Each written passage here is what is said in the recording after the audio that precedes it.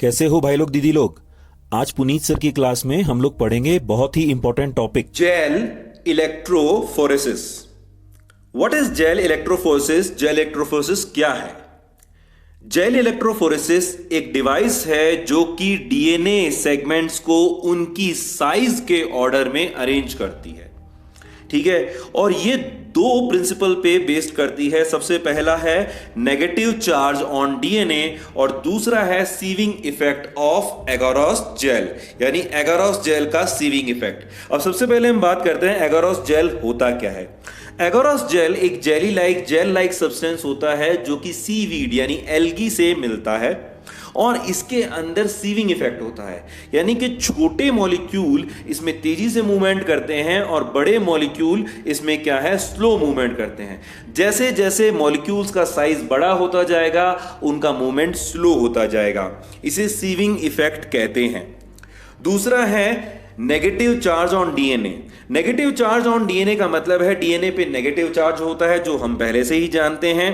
ठीक है, और किस वजह से होता है? फॉस्फेट्स की वजह से होता है ये नेगेटिव चार्ज।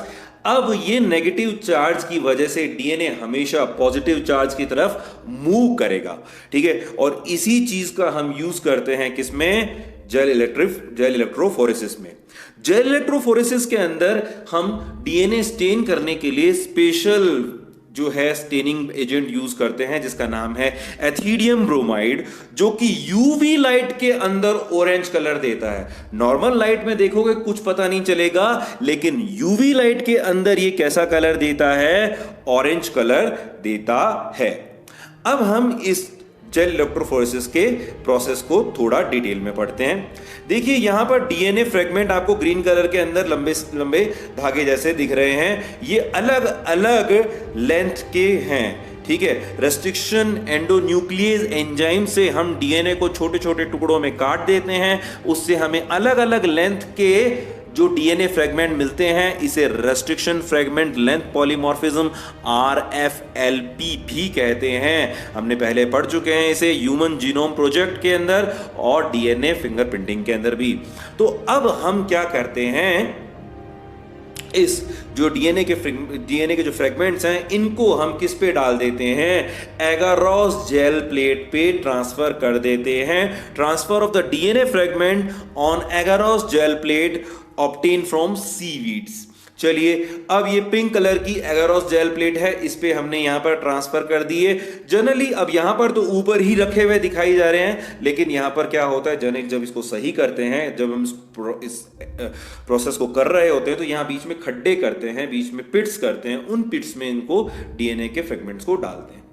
जब डीएनए फ्रेगमेंट्स को इसमें डाल दिया, उसके बाद में हम क्या करते हैं? चार्ज अप्लाई करते हैं।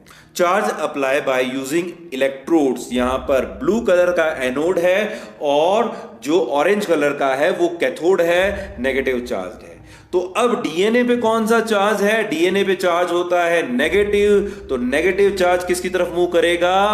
एनोड की तरफ मूव करेगा। डीएनए किसकी तरफ मूव करेगा? एनोड की तरफ मूव करने लग जाएगा। Movement of DNA molecule towards the anode and sieving effect भी होगा। अब सीविंग इफेक्ट होगा तो इस वजह से क्या होगा कि जो छोटे मॉलिक्यूल हैं, जो छोटे साइज के मॉलिक्यूल हैं, वो सबसे आगे चले जाएंगे और बड़े साइज के मॉलिक्यूल जो हैं वो पीछे रह जाएंगे। सबसे बड़ा मॉलिक्यूल पीछे रह जाएगा, कैथोड के पास रह जाएगा। अब ये अरेंज हो गए किसमें? साइज में के ऑर्डर में अरेंज हो गए। अब हम क्या करते हैं, इसे एथिडियम ब्रोमाइड से स्टेन करते हैं और यूवी लाइट के अंदर देखते हैं। तो जैसे ही हमने इसे एथिडियम ब्रोमाइड से स्टेन किया और यूवी लाइट में देखा तो ये किस कलर का दिखाई देने लग गया?